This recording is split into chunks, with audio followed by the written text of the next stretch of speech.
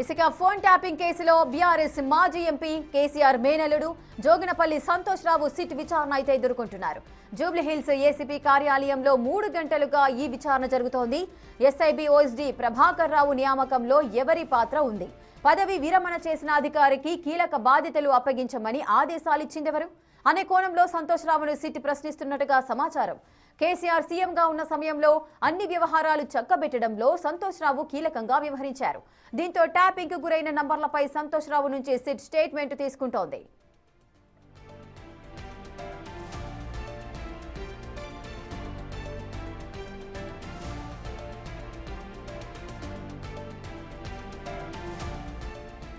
ఇసుక phone tapping కేసులో BRS మాజీ ఎంపీ కేసీఆర్ మేనల్లుడు జోగినపల్లి సంతోష్ రావు సిట్ విచారణ ఎదుర్కొంటున్నారు. పూర్తి వివరాలు మా ప్రతినిధి సాగర్ లైవ్ లో అందిస్తారు.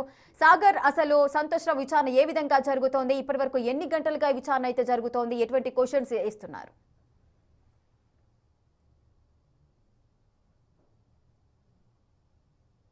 ఇసుక ఫోన్ ట్యాపింగ్ కేసులో సంతోష్ రావుని 3 గంటలుగా సిట్ అధికారులు విచారిస్తున్నారు. అయితే ఈ కేసులో బీఆర్ఎస్ కీలక నేతల విచారణ కొనసాగడం అనేది కొంత కీలకంగా మారే అవకాశం కనిపిస్తుంది. ఎందుకంటే ఇప్పటి వరకు కూడా ఈ కేసుకు సంబంధించినటువంటి పూర్తిస్థాయి ఆధారాలను సిట్ సేకరించింది, సాక్షులను విచారించింది, స్టేట్మెంట్లు రికార్డ్ చేసింది. అయితే బీఆర్ఎస్ ప్రభుత్వంలో పెద్ద ఎత్తున జరిగినటువంటి ఫోన్ ట్యాపింగ్ తెర వెనుక ఉండట్టి నడిపించినటువంటి అసలు పాత్రదారులు, సూత్రధారులు ఎవరన్న కోణంలో రాజకీయ కుట్ర కోణం, ఈ 2 అంశాలపైన సిట్ దర్యాప్తు వేగవంతం చేసింది. అందులో భాగంగానే తాజాగా కేటీఆర్, హరీష్ రావులను విచారించింది. ఈరోజు సంతోష్ రావును విచారిస్తుంది. అయితే సంతోష్ రావును 3 కీలక అంశాలపైన సిట్ అధికారులు విచారిస్తున్నట్లు కూడా తెలుసు. అందులో ప్రధానంగా ప్రభాకర్ రావును, ఎస్ఐబి చీఫ్గా ప్రభాకర్ రావుని నియమించడం, 2 సంవత్సరాల పాటు ఆ నియామకాన్ని పొడిగించడం, రిటైర్డ్ అయిన అంటే 10 కాలం పూర్తయిన తర్వాత కూడా ఆయనను ఎస్ఐబి చీఫ్గానే కొనసాగించడం వెనుక ఎవరు ఉన్నారు, దీనికి సంబంధించినటువంటి నిర్ణయం ఎవరు తీసుకున్నారు, మీ నిర్ణయం మేరకే ఎస్ఐబి చీఫ్గా ప్రభాకర్ రావుని పొడిగించారా, లేదంటే కేసీఆర్కి అత్యంత సన్నిహితంగా మీరు ఉంటారు, కేసీఆర్ తీసుకునే అన్ని నిర్ణయాల వెనుక కూడా మీరు కొంత ప్రభావితం చేస్తున్న నేపథ్యంలో ఎస్ఐబి చీఫ్ ప్రభాకర్ నియామకం వెనుక ఎలాంటి అంశాలు జరిగాయన్న అంశాలపైన కూడా సిట్ ఆరా తీస్తున్నారు. అదే సందర్భంలో ఎమ్మెల్యేల కొనుగోలుకు సంబంధించినటువంటి కేసుకు సంబంధించినటువంటి ఫోన్ ట్యాపింగ్ జరిగినట్ల ఆరోపణలు వస్తున్న నేపథ్యంలో ఇప్పటికే ఈ కేసులో డెక్కన్ కిచెన్కి సంబంధించినటువంటి వ్యక్తిని కూడా ఇప్పటికే సిట్ అధికారులు నందకుమార్ నుంచి స్టేట్మెంట్ రికార్డ్ చేస్తున్నారు. ఆ స్టేట్మెంట్ ఆధారంగా రాధాకిషన్ రావు ఫోన్ ట్యాపింగ్ కేసులో నిందితుడు ఉన్నటువంటి రాధాకిషన్ రావు కన్ఫెషన్ స్టేట్మెంట్లో కూడా గతంలో తనకు కొంతమంది బీఆర్ఎస్ నేతలు ఇక్కడ కొంత నిరసన చేస్తున్నారు, మరోవైపు సిట్ అధికారుల విచారణ జరుగుతున్న నేపథ్యంలో బీఆర్ఎస్ సంబంధించినటువంటి నేతలు రోడ్డుపై బైఠాయించి కొంత ఆందోళన చేస్తున్నట్లుగా కూడా తెలుస్తుంది. మనం చూడొచ్చు, ఇప్పటికే ఫోన్ ట్యాపింగ్ జరుగుతున్న సందర్భంలో బీఆర్ఎస్ నేతలు నిరసనలు చేయడం, విచారణ జరుగుతున్న లోపలికి అనుమతించాలంటూ కొంత పోలీస్ స్టేషన్ ముందు, సిట్ కార్యాలయం ముందు ఆందోళన చేస్తున్న నేపథ్యంలో పోలీసులు వాళ్ళు అడ్డుకొని ఇక్కడి నుంచి తరలిస్తున్నారు. ఇప్పటికే దాదాపు కొద్దిసేపటి క్రితం ఒక 50 మంది కార్యకర్తలు ఇక్కడికి వచ్చే ప్రయత్నం చేశారు. సిట్ విచారణ కార్యాలయం లోపలికి వెళ్తామంటూ కూడా వాళ్ళు చెప్పే ప్రయత్నం చేశారు. సో ఈ నేపథ్యంలో కొంత బీఆర్ఎస్కి వారికి పోలీసులకు మధ్య వాగ్వాదం జరుగుతున్న దృశ్యాలు కూడా చూడొచ్చు.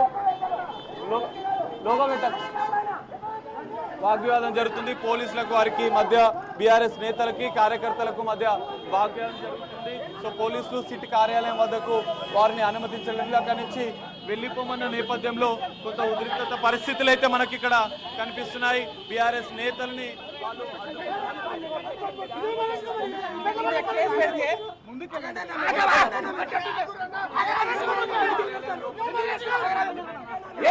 అరే నీకు విషయం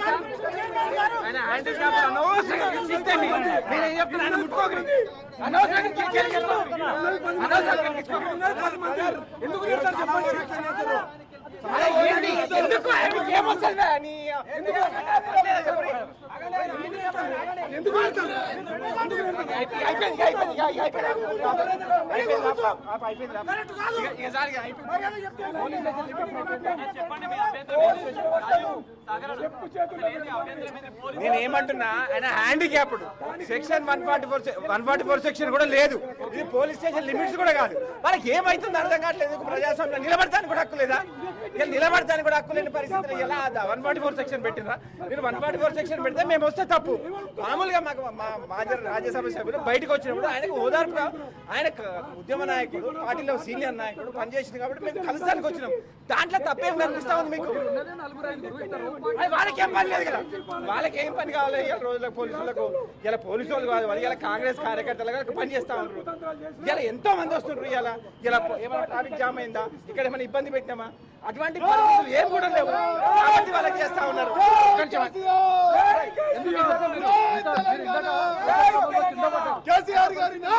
ఇవాళ పోలీసు వ్యవస్థ దొబ్బేస్తున్నది, నెట్టేస్తా ఉన్నది.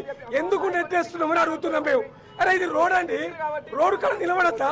ఇక్కడ జనం ఉన్నారా? ఆందోళన చేస్తున్నావా? ప్రభుత్వానికి వ్యతిరేకంగా ధర్నా చేస్తున్నావా? కాదు కదా. మరి ఎందుకు మీ కింద పడేసిండు? ఇలా ఎస్ఐ గారు ఇలా ఒక దివ్యాంగులను చూడకుండా నెట్టేసి కింద పడేసి తొక్కిండు. విజువల్ ఉన్నది కదా, వారిపైన చర్య తీసుకోవాలని మేము డిమాండ్ చేస్తా ఉన్నాం.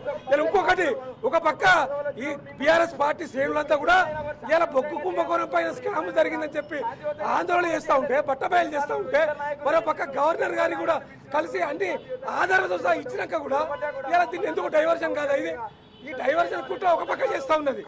కనీసం అరే మా అభ్యంతరం లేదండి, ఇవాళ అభ్యంతరం ఎక్కడ చెప్తలేవు. మా నాయకత్వం అంతా కూడా సహకరిస్తా ఉన్నది. అరే ఇక్కడ చూడడానికి వస్తా కూడా ఇక్కడ ఒకసారి విజువల్ ఉంచండి ఎంతమంది ఉన్నారో. ఎందుకు నెట్టేస్తున్నారు?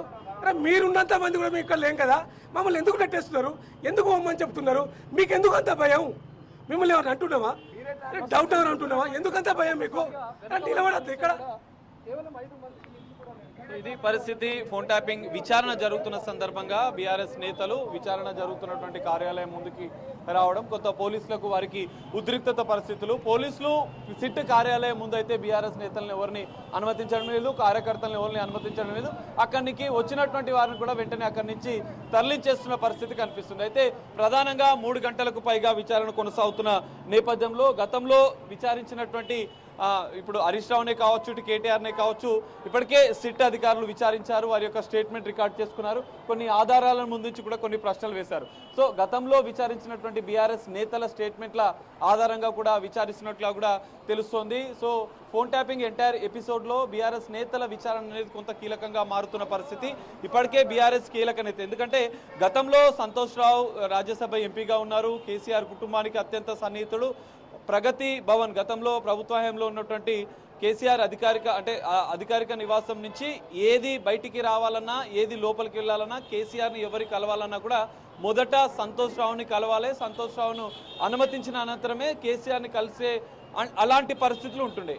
అందులో కీలకంగా కేసీఆర్కి సంబంధించినటువంటి అంశాల్లో ఈ ఫోన్ ట్యాపింగ్ వ్యవహారానికి ఎలాంటి సంబంధాలు ఉన్నాయి, ఎమ్మెల్యేల కొనుగోలు ఆడియోలు ఏ విధంగా బయటకు వచ్చాయి, ప్రెస్ మీట్ ప్రగతి భవన్ ప్రెస్ మీట్ వేదికగా కూడా ఈ ఆడియోలను వినిపించిన నేపథ్యంలో అవన్నిటికీ కూడా మీడియేటర్గా సంతోష్ రావే వ్యవహరించారా? మరి ఎమ్మెల్యేల కొనుగోలుకు సంబంధించినటువంటి ఆడియోలు ఎక్కడి నుంచి వచ్చాయి? అక్కడ ఫోన్ ట్యాపింగ్ సంబంధించినటువంటి ట్యాపింగ్ ఏమైనా జరిగిందా? గతంలో రాధాకిషన్ రావు ఒక వైట్ స్లిప్లో నాకు ఫోన్ నెంబర్లు ఇచ్చారన్న అంశాలు ఆయన కన్ఫెషన్ స్టేట్మెంట్లో చెప్పిన నేపథ్యంలో అవన్నీ కూడా సంతోష్ రావే నేరుగా ఇచ్చారా, లేదంటే మీరు ఫోన్ల ద్వారా ఏమైనా కమ్యూనికేషన్ చేశారా?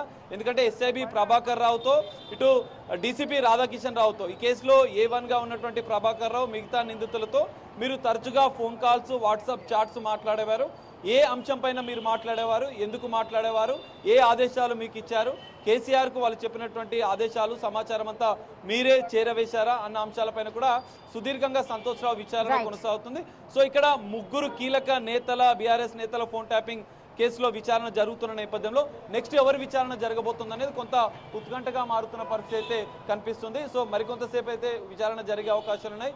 సంతోష్ రావు విచారణ తర్వాత నెక్స్ట్ బీఆర్ఎస్ కీలక నేతల మరికొంతమంది విచారణ జరుగుతుందా, లేదంటే ఈ కేసులో ఇప్పటికే సంచలన ఆరోపణలు చేస్తున్నటువంటి కల్వకుంట్ల కవిత, ఆమె భర్తను కూడా ఫోన్ ట్యాపింగ్ కేసులో విచారించే అవకాశాలు కూడా కనిపిస్తున్నాయి. Rekha. Right, thank you Sagar. Thanks.